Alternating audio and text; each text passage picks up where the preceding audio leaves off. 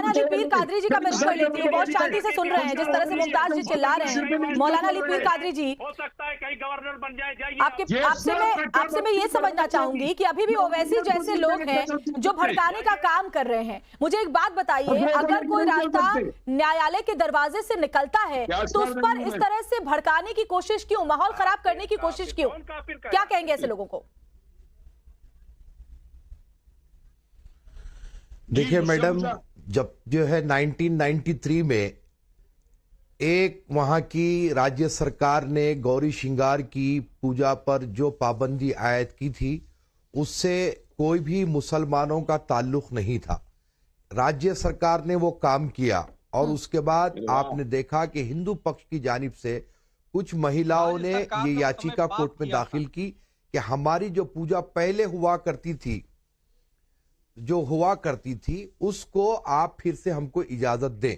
और कल जो है न्यायालय ने उसको इजाजत दे दी है और यूपी प्रशासन ने तेजी बताते हुए वहां पर सुबह सवेरे पूजा करवा दी। ठीक है। देखिए मैडम, यहां पर दो बातें हैं। एक तो यह है कि अभी जैसा कि आपकी ग्राउंड रिपोर्ट से ये बताया जा रहा था कि मुसलमान गुस्से में हैं, तो मैं आपके चैनल के माध्यम से उन तमाम मुसलमानों को ये बात कहना चाहता हूं कि 1993 तक वहां पर पूजा होती थी और वहां पर एक पॉलिटिकल स्टंट के तहत वहां की सरकार ने पूजा रोकते हुए बहुत अच्छी बात आपने कही और आपने मुमताज आलम रिजवी को भी जवाब दे दिया अपनी बात से ही। मैं आऊंगी आपके पास। मौला, ये फैसला कोर्ट से आया, कम से कम कोर्ट के आदेश का तो सम्मान कीजिए। मुमताज आलम, आपके बगल में जो तस्वीर में दिख रहे हैं मौलाना अली पीर कादरी जी, वो कितने अच्छे तरीके से बात रख रहे हैं। गंगा जमनी तहजीब जो वाराणसी की है उसको बरकरार रखने की वो बात कहते हैं और आप जैसे लोग सिर्फ माहौल खराब करने की कोशिश करते हैं। चाहूंगा प्लीज। जी बोलिए बोलिए। देखिए मैडम, मैं बोल रहा था उस वक्त आपके पास ब्रेकिंग आ गई थी, मेरी बात डिसकंटिन्यू हो गई थी। मैं ये कह रहा हूं कि अब जब कोर्ट के आदेश पर 1993 तक की जो पूजा होती थी, अब कोर्ट के आदेश पर वो पूजा शुरू हो गई और वाराणसी की जितनी भी महिलाएं थी जो याचिका करता है, वो लोगों की याचिका की बात हो चुकी है। और 93 के वक्त जो हालात थे, यानी नीचे पूजा हो रही थी तहखाने में, ऊपर नमाज हो रही थी, तो अब हिंदू पक्ष हो या इंतजामिया हो, दोनों को यही करना चाहिए कि जहां पर जैसे 1993 में पहले हुआ करता था वैसे ही करें, आप वहां पूजा करें और इधर के हिस्से में जो नमाज होती थी वो नमाज को जारी रखें।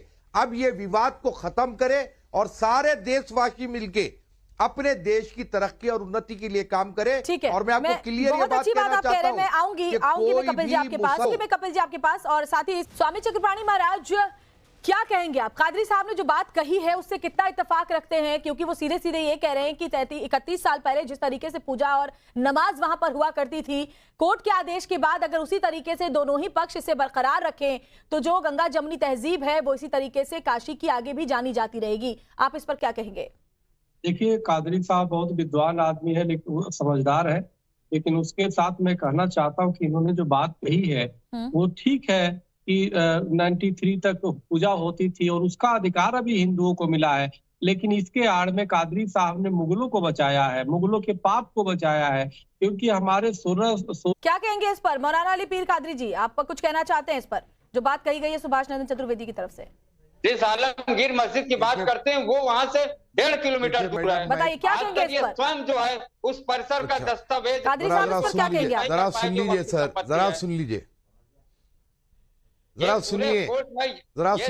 जरा सुनिए। देखिए, आपको मैंने स्पष्ट रूप से यह बात कही है कि 1993 तक आपकी वहां पर पूजा हुआ करती थी तो साथ ही साथ नमाज भी हुआ करती थी। अब ये विवाद को खत्म करिए, देश में गंगा जमनी तहजीब को बरकरार रखिए, चाहे अंजुमन कमेटी हो चाहे हिंदू पक्ष हो। अब ये काम हो चुका है कि आप पूजा की इजाजत के लिए गए थे ना सर, आपको इजाजत मिल गई, अब आप अपना काम कीजिए, मुसलमानों को मुसलमान का काम करने दीजिए। मैं दोनों पक्षों से ये कह रहा हूं कि ना आप विवाद को मुसलमान बढ़ाए ना हिंदू बढ़ाए, ना उधर हाउस की तरफ आप जाए। बिल्कुल, वोट के जरिए जो फैसला आ रहा है उस फैसले को दोनों पक्ष माने, उस फैसले के हिसाब से आचरण करें, यही सबसे बेहतर तरीका है गंगा जमनी तहजीब को बरकरार रखने के लिए।